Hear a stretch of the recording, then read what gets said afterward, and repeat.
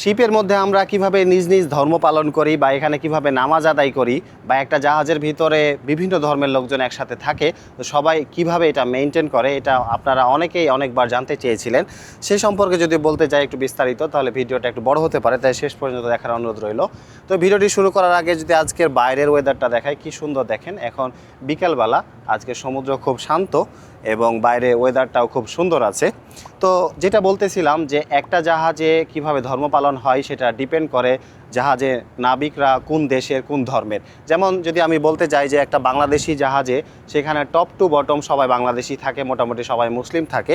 So দেশি শিপগুলোতে কি হয় যে তারা একটা নির্দিষ্ট রুমকে, যেমন সেটা রিক্রিয়েশন রুম হতে পারে বা স্পেয়ার রুম হতে পারে, সেই রুমটাকে তারা মসজিদ রুম বানায় এবং সেখানে তারা একসাথে নামাজ আদায় করে। যেমন আমি আগে বাংলাদেশি জাহাজে যখন চাকরি করেছি, সেখানে একটা নির্দিষ্ট নামাজের জায়গা ছিল এবং সেখানে আমরা সবাই একসাথে নামাজ আদায় করেছি জামাতের সাথে। তো দেখা যায় আমাদের শিপে একটা পিএ সিস্টেম আছে, সেখানে আজান দেওয়া হয় এবং সময় মতো সবাই সেখানে নামাজের জন্য আসে।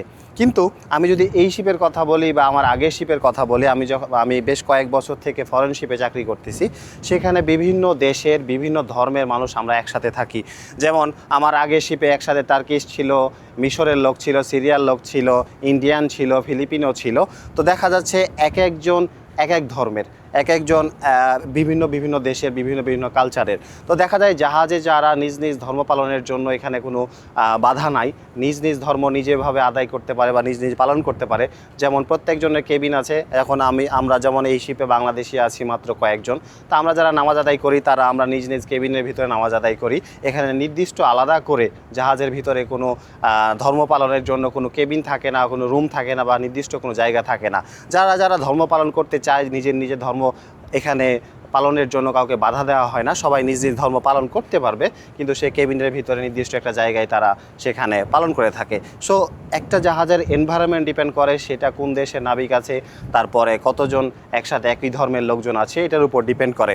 তো দেখা যায় যে আমরা যারা মিক্সড ক্রু জাহাজে চাকরি করি, সেই ক্ষেত্রে দেখা যাচ্ছে একসাথে জামাতের সাথে নামাজ আদায় করাটা সম্ভব না। সেখানে সবাই কেবিনে নিজ নিজ ধর্ম পালন করতে পারে, এখানে কাউকে কোনো ক্ষেত্রে বাধা দেয়া হয় না।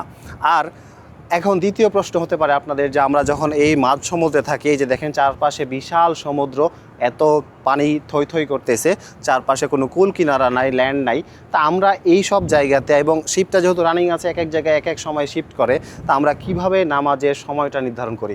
এই যে সূর্যোদয় এবং সূর্যাস্ত, আমরা জাহাজটা নিয়ে এখন যে জায়গাটা আছে, এই জিপিএস পজিশন অনুযায়ী আমরা আমাদের সূর্যোদয় এবং সূর্যাস্ত ক্যালকুলেশন করি এবং ক্যালকুলেশন করার পর সে টাইম অনুযায়ী আমরা নামাজের ওয়াক্ত সেখানে হিসাব নিকাশ করি, তারপরে সেভাবে নামাজ আদায় করি। এখন তৃতীয় নাম্বার যে আপনাদের কাছে কনফিউশন হতে পারে যে তাহলে আমরা এই যে জাহাজটা এক এক সময় এক এক দিকে চলতেছে, এই ডিরেকশন কন্টিনিউয়াস চলতে আছে, যেমন আপনারা চিন্তা করেন ট্রাক বা বাসের কথা চিন্তা করেন, এক এক সময় এক এক দিকে মোড় নেই, তা আমরাও সেভাবে এক এক সময় এক এক দিকে মোড় নেই। তাহলে আমরা কেবলা ডিরেকশনটা কিভাবে পাই?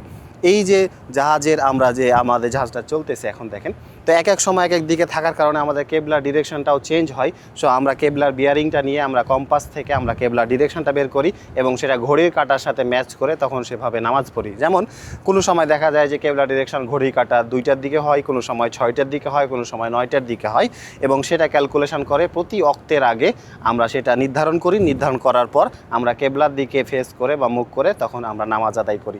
তা আশা করি আপনারা বুঝতে পেরেছেন, জাহাজে এখানে বিভিন্ন ধর্মের লোকজন থাকে, মিক্সড ক্রু থাকে, এক এক সময় এক এক পরিবেশ তৈরি হয়, সেই অনুযায়ী সেই পরিস্থিতি শিকার অনুযায়ী সেভাবে আমাদেরকে এটা অ্যাডজাস্ট করে নিতে হয়।